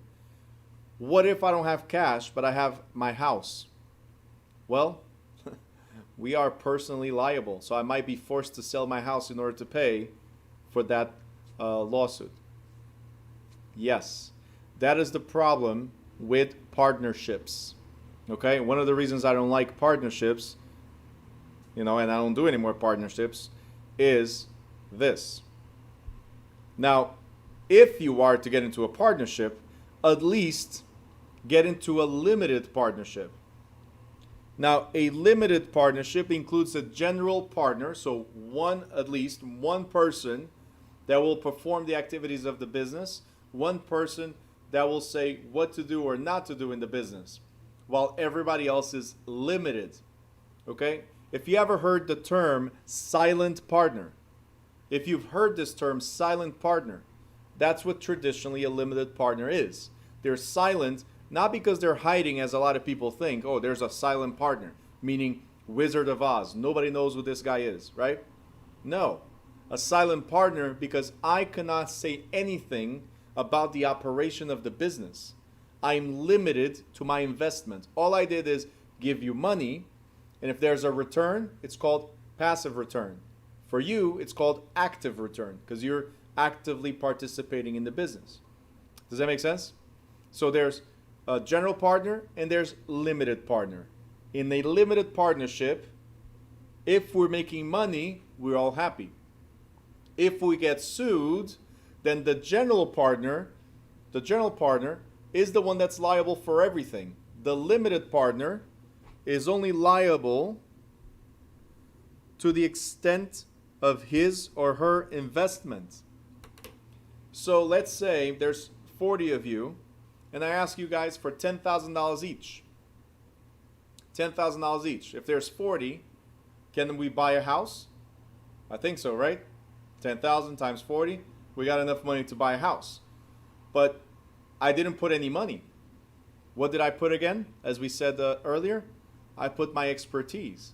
And I'm telling you guys, I'm putting myself fully liable for the investment. So if anything goes wrong, I'm the one that has something to lose. I didn't put money, but I could get sued even beyond my investment, even beyond the business. So I could lose my house. You lose $10,000 each, right? But I lose my house. I lose all my assets in order to make the money to pay for the lawsuit. So I'm the one at risk. This happens a lot as a method of organizing investors for real estate, saying, hey, don't worry about it. I'll take care of everything. You just want to make money. Give me the money. I'll do the best because I'm the one at risk, not you. You just have 10,000. I could lose everything, right? And if we win, you get 20, 30, 40% return on your money. If we lose, all you have to lose is 10,000. What is 10,000 compared to 400,000 or $1 million? Does that make sense? So that's how limited partnerships are seen. General partners, we are all liable. Limited partners, one general partner at least, or two, or three, or four, but the general partners are fully liable.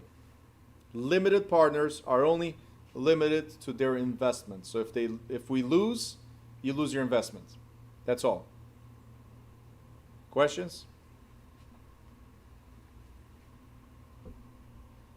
So I got here, Yanessa's asking, what is the benefit? Benefit for the general partnership?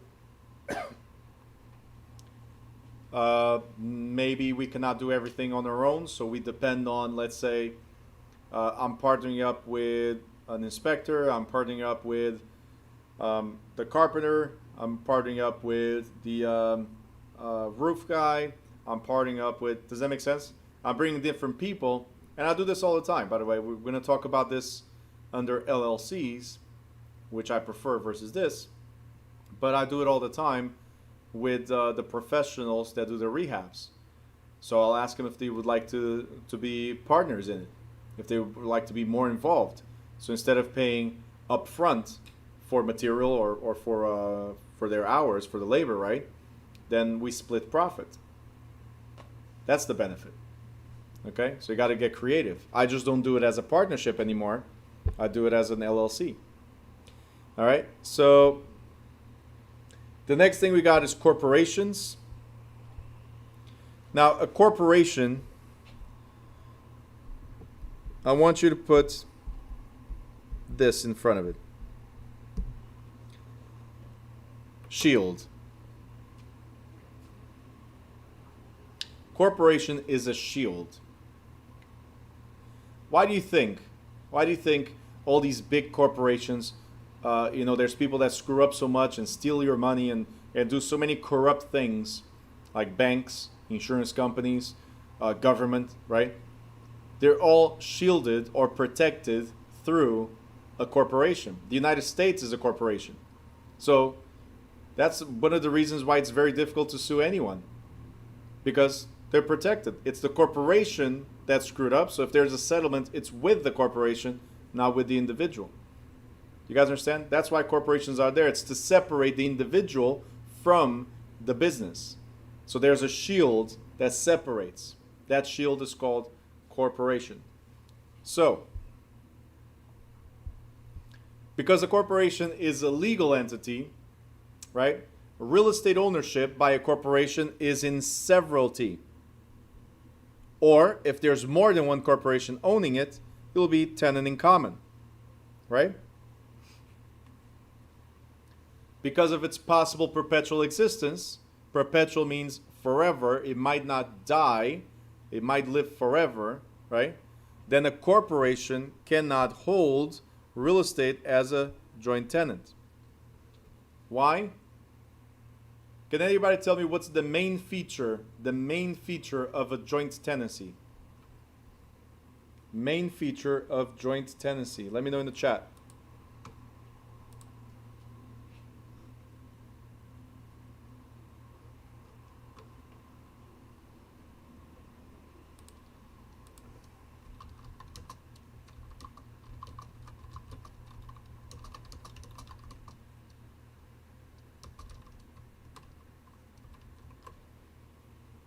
Main feature, exactly.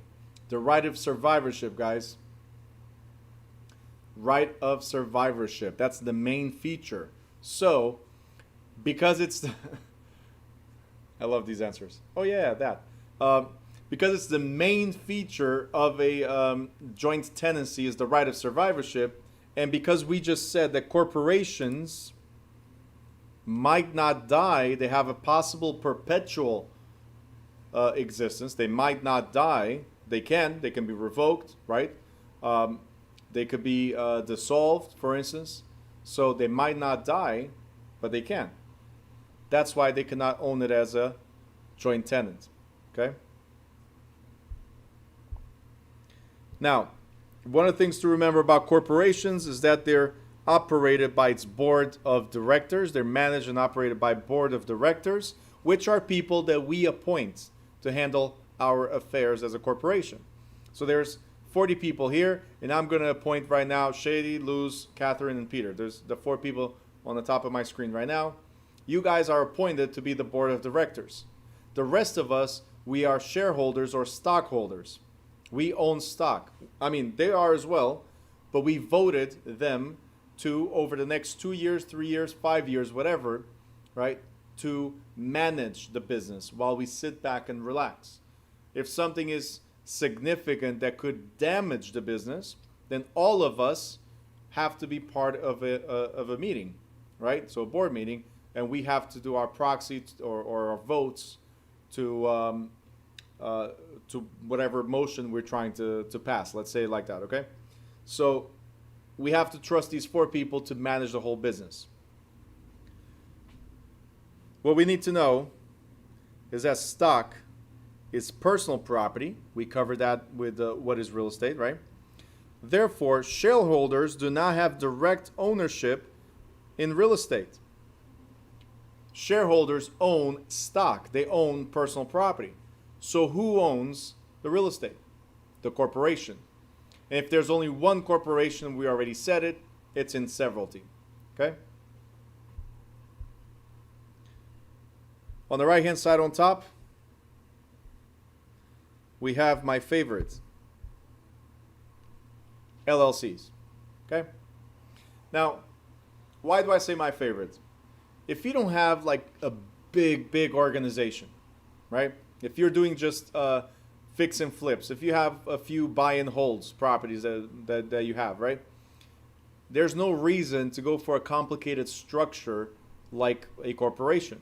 Corporation is very complicated to manage and maintain and report every year or quarterly or whatever. An LLC is a lot easier. This is a hybrid. It's a mix between partnership and corporation. So we have both benefits. We have the shield, so the separation of what is me as an individual and what is the business, the real estate. So there's a separation there, right? But also you have the ease of maintenance of a partnership. So it's a lot easier to handle in terms of paperwork than like a partnership. And also tax advantages like a partnership. Corporations, you get double taxed. Not that you need this right now, but just so you know, you get double taxed as a corporation and as an individual. While LLCs, the tax advantage, just like partnerships, is that they're passed through. So you get taxed once as an individual. So we split whatever the LLC did, and then you declare on your taxes as an individual. So there's a great advantage to using LLCs. All right? So tax advantages offered by partnerships and limited liability or shield offered by the corporation. That's what you need to remember. Tax advantages and protection, just like a corporation.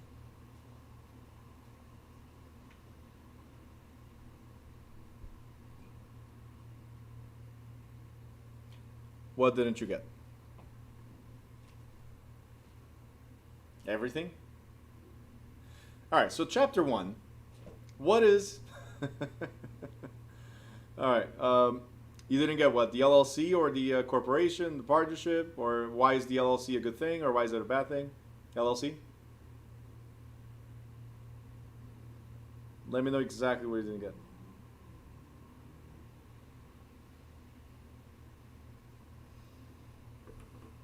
So the LLC works exactly as a corporation and exactly as a partnership, meaning it limits your liability like a corporation, right?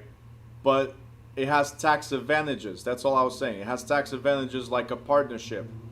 What I said before about corporations is that there's a board of directors. I said that the corporation is a shield, so it's a separation of you, the individual, and you, the business, just like LLC, right? But you get taxed as a corporation, and then you get taxed as an individual. That's the problem with corporations. With LLCs, you get taxed once. That's pretty much it. You have a shield, and you get taxed once. Good.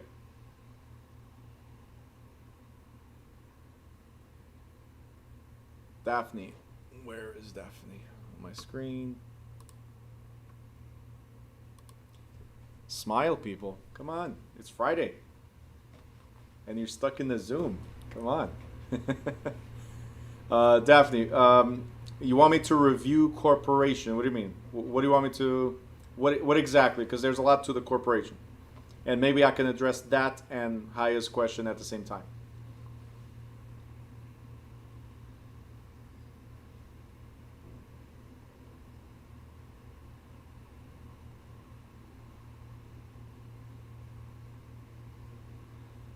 Meredith is funny. She just tours the whole house.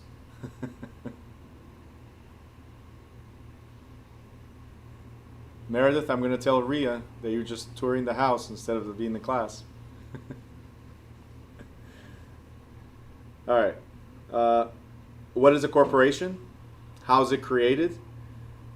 So, okay. So every business form is created with the Secretary of State, of the state where you're at. So there's the difference with corporations that you're going to receive what's called a corporate charter. And that means that the state is allowing you to conduct business as a corporation. And because it's a charter, you have to file certain paperwork every other month or every 6 months or every year, depending on how you structured, right? And it becomes complicated to manage. But all of these are through the Secretary of State. Okay, that's how we create it. And it's just a determination of, do we want to be partners? Do you want to be shareholders and put the liability on the corporation itself, the entity, business entity, or the LLC? Again, they're all created in the same way. It's just they have different strengths to their form of business. You got it? So that's pretty much what it is. Now, the thing about corporations versus individuals is that as an individual, we have a time limit on this earth, right? Eventually, we expire. Eventually, we will die. We don't know when. The benefit of corporations is that when you die, you could be substituted by somebody else or with somebody else, because the owner of the real estate is the corporation, not the individual. So it doesn't go to heirs. The corporation still owns it. You guys get it so far? Yes? Okay, great. So what is a corporation again? It's just an entity created by you to protect a business, right? Because corporations are a business. Simple. There's something that I skipped, and I always skipped on purpose because you shouldn't do it at all, which is a sole proprietorship. A sole proprietorship is just you getting a tax ID on yourself.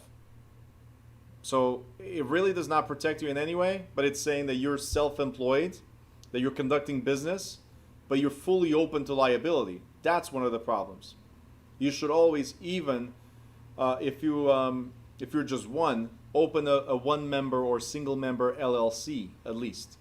Never ever ever do a sole proprietorship. Okay, those are not effective at all for any purpose. Okay. What's an S corp? I actually skipped S corps and don't want to talk about S corps because it'll start getting complicated. Okay.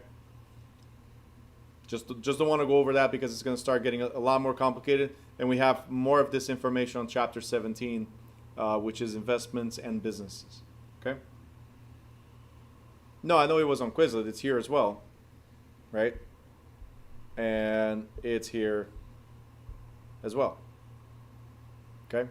So I just skip it. You guys need to understand, even though it's on Quizlet, it's because the Quizlet covers everything that's in the book. Right? You should have broad knowledge. You should go through even the stuff that I skipped. Okay? You should go through it. I'm just trying to, just like when you ask me about HOPA, right? I'm just trying to go through the core things you need to learn, and I give you a little bit more as needed for real life or for a potential question in the state exam. But should you have the full knowledge? I'll tell you right now, there's 6 or 7 different state exams. 70% of the exams are pretty much the same. So like the information across the board is exactly the same question, same everything, right? But 30% varies. So I cannot predict 100% which question you're going to have in the state exam. So should you go over this? Should you review the whole thing? Yeah. And that's one of the reasons why I don't think it's wise. So letting you know right now, I don't think it's wise for you to do a Quizlet before you do the chapter. You already did that with chapter 4, right? When you asked me about HOPA and we weren't even there, right? Try to do the Quizlet after you do you go through the chapter and review the chapter. That's what the Quizlets are for you to review what you just learned. Okay? So that's just an advice. You can do whatever way it works, but try to because it's not only you. Okay, so try to go through the chapter and then attempt yourselves at a Quizlet. Okay, but corporations, the S corps are great only to, as it says right here, to avoid double taxation, right? So very similar to the LLC in that sense. All right, the next we got is other forms of ownership. So syndicates. So syndicate is a joining together of 2 or more people to carry out a particular business project, where a joint venture is an organization of people to carry out a single project. Okay? Now, a joint venture could be a syndicate. A syndicate is not a joint venture. Okay? Syndicate simply means we're gathering more people to run a particular business. How we shape it, it could be a joint venture between 2 individuals. It could be a joint venture as a partnership. It could be a joint venture as a corporation, right? So it's short term. Or it could be long-term relationships. But the difference is, if it's a joint venture, if we establish it and we all understand it's a joint venture, what do you know? You need to know it's that it's for a limited period of time, does not establish a continuing relationship. Okay. Hi, I just saw that you put a question, and I guess you're typing. Okay. So just drop the question. We'll go from there.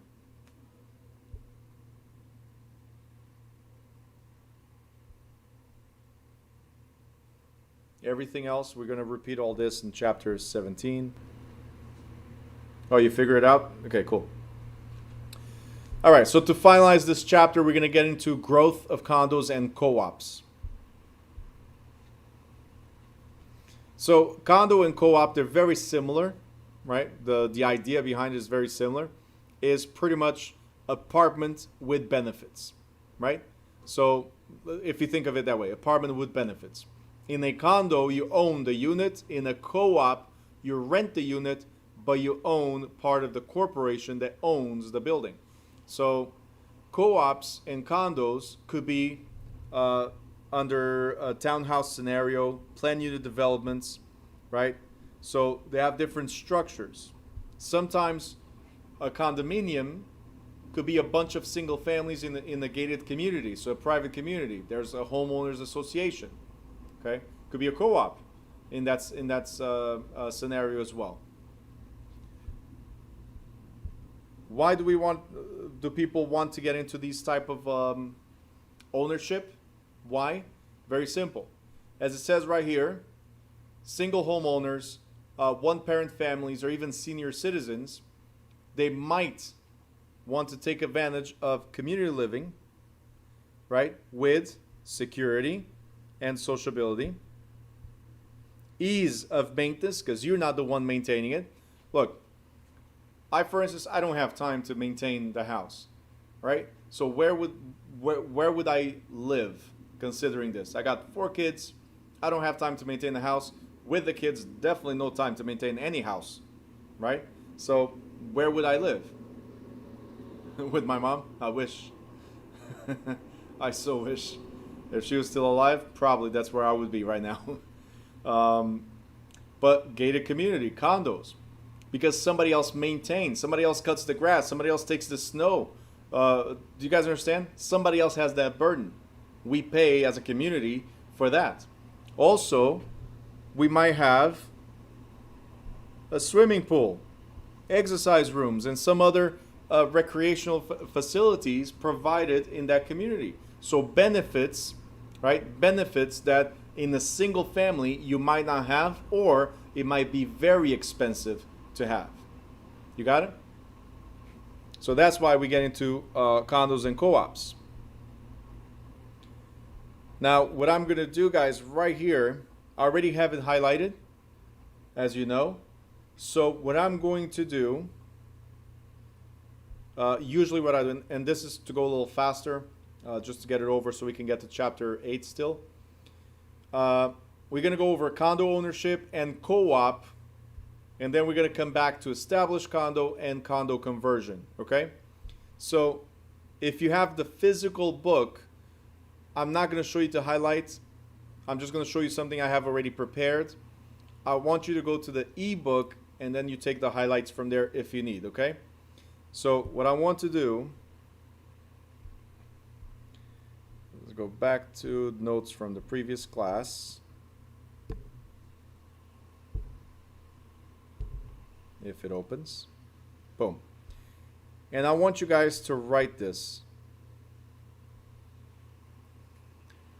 So we have here, so make sure you have enough room of what you're doing. Look, because there's a lot of stuff.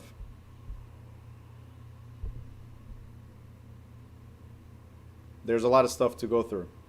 But it's a comparison between these two. All right? So on one side, you're going to have condo. The other side, you're going to have co-ops. And I need you to understand what you get with a condo and what you get with a co-op.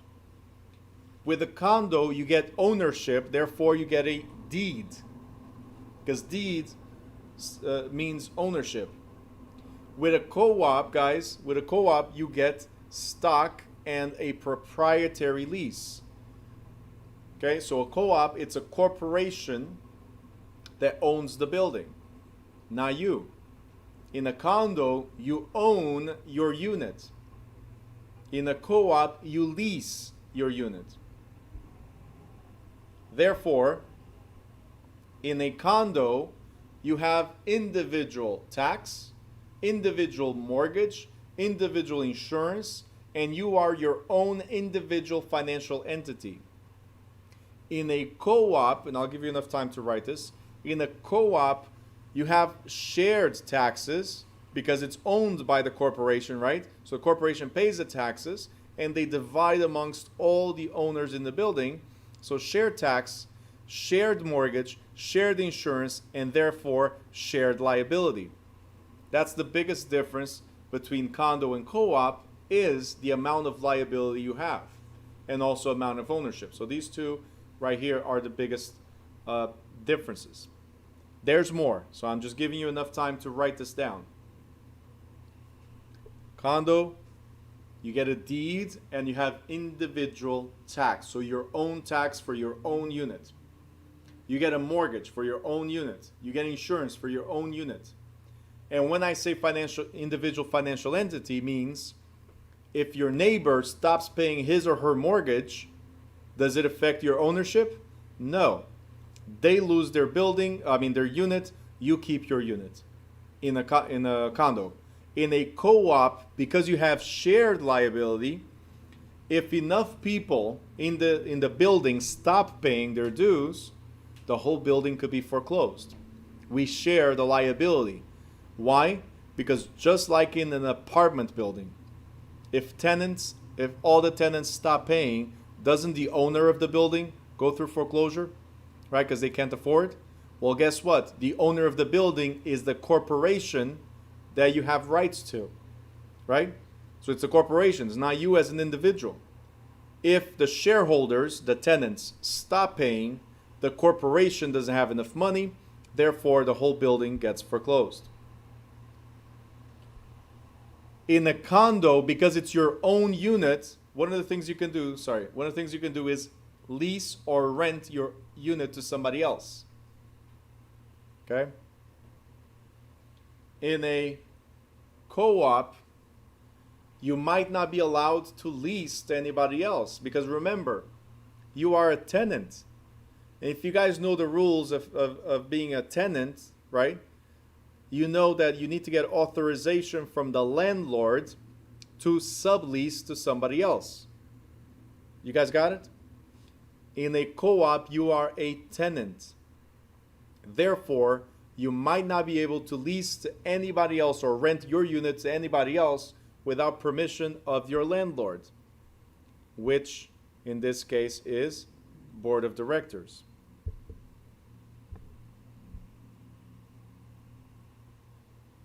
Okay? Board of directors, they act as a landlord.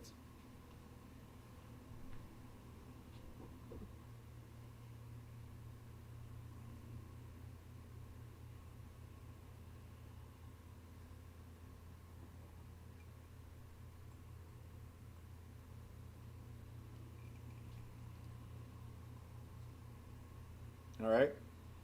Now, in a condo, because we are all owners, as we said, we're all owners, there's something called HOA, which is Homeowners Association.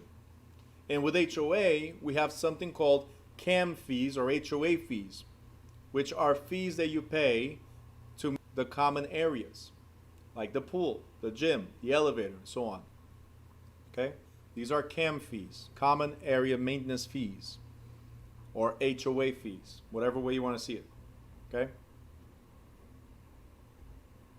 CAM fees, CAM. Common area maintenance fees. Where in a co-op, we have board of directors, as I said, and they act as the landlord, and they charge you monthly fees, monthly maintenance fees. And these fees include, right here, the tax, the mortgage, the insurance, and the CAMs. Remember, in a co-op, you're a tenant. So you pay a bulk amount of money to the corporation. Okay? Because the corporation is your landlord.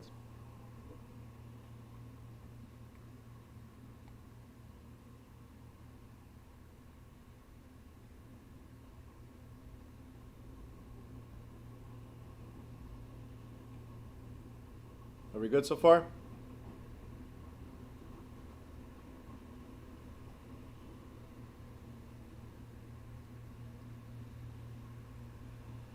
All right, the last thing.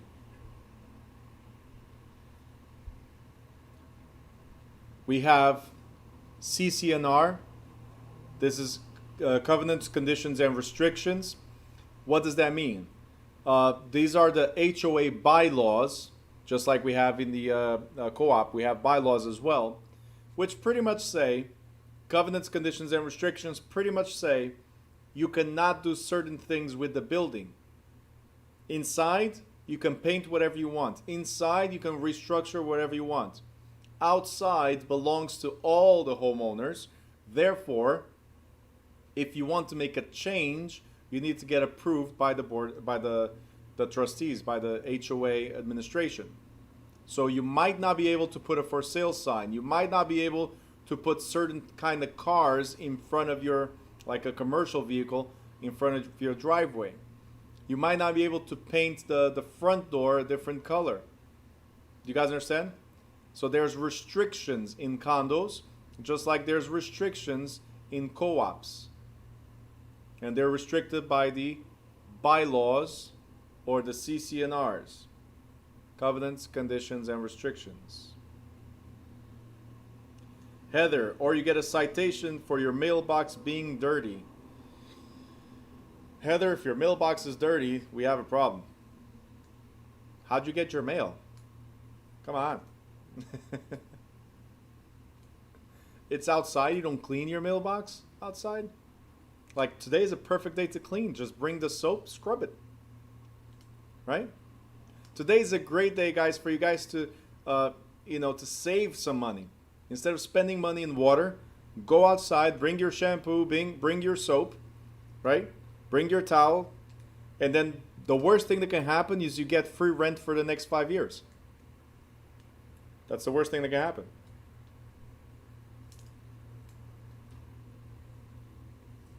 Get arrested for indecent I said free rent for the next 5 years. But I'm not saying true story on this one, okay? Like, lose, yes, jail. All right, the last thing I already addressed earlier, and I'm addressing again now. In a condo, you are the owner. In a co-op, you are a tenant shareholder. Tenant shareholder, right there. Tenant shareholder.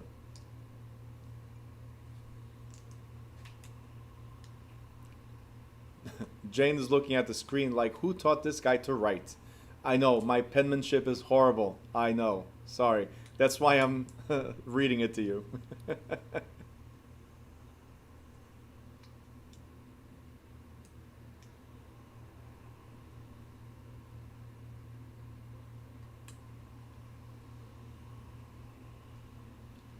All right. Are you guys good? All right, so we're done with condo and co-op. Now,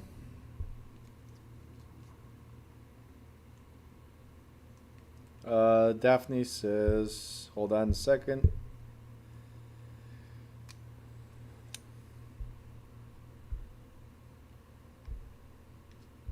Right there.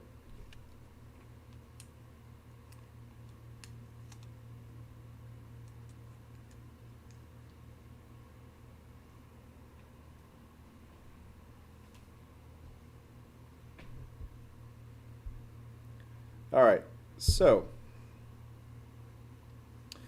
we're going to go back to the book, and we have establishing a condo. I want you guys to highlight or take note of this. If they ask you guys, how do we establish a condo, or under which act do you establish a condo, is very, very simple. The answer is, they're going to tell you Horizontal Properties Act is included, but the answer will be the obvious one, Condominium Act. And the reason why I'm saying I point this one out is very simple. I trick you constantly, right? Some of you get to this question and it's like, it can't be that obvious. It cannot be that obvious. The Condominium Act to establish a condominium cannot be that obvious. Well, it is. For this one, it is. It's probably the only one that's straightforward. The only question straightforward. Condominium Act. Condo conversion. Guys, if you want to, let's say you have an apartment building, right? You have an apartment building and you want to convert it to condos. You want to sell the building, but selling the building, you're going to make, let's say, $10 million. You have a mortgage to pay, whatever. Then you realize, if I convert this to condos, I'm going to spend $1 or $2 million doing it, let's say, right? But I'm going to make an extra 3 or 4 million because I'm selling them as individual units instead of bulk. You guys understand the concept of single packets versus bulk packets, right? If it's single packets, usually they're more expensive than bulk. So let's say we're going to convert it to condos.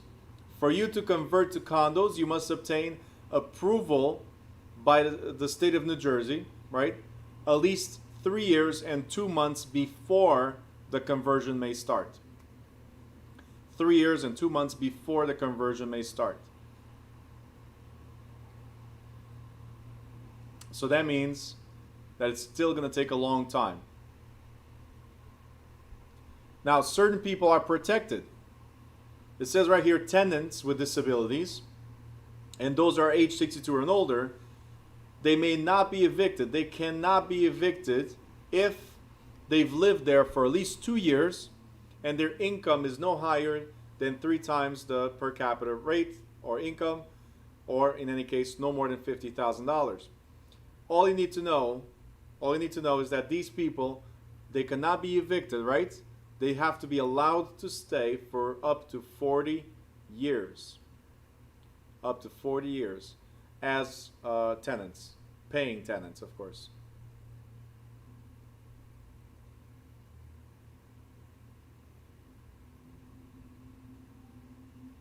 Okay? So certain tenants, those with disabilities and age 62 and older, may not be evicted. They might have to be allowed to stay for up to 40 years. We're going to repeat this in chapter 12.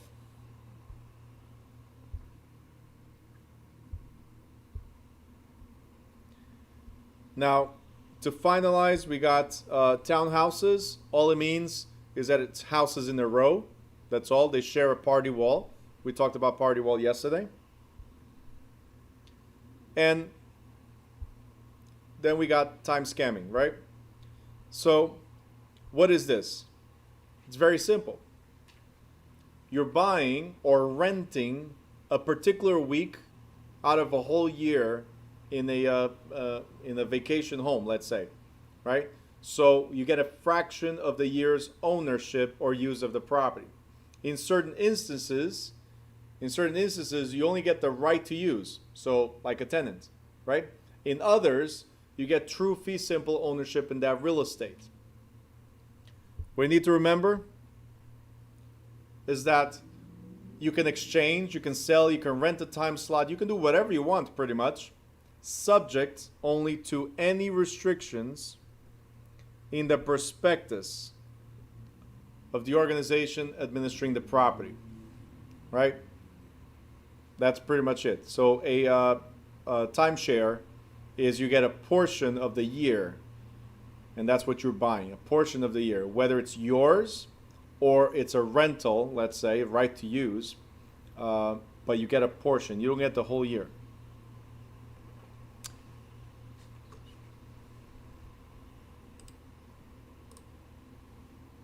Gary, you had a question? You gave up? No, you got it? Okay. All right, guys, we're good? So we're done with this. 5 minutes break, and we'll come back at 8 to do chapter 8. See you in a bit.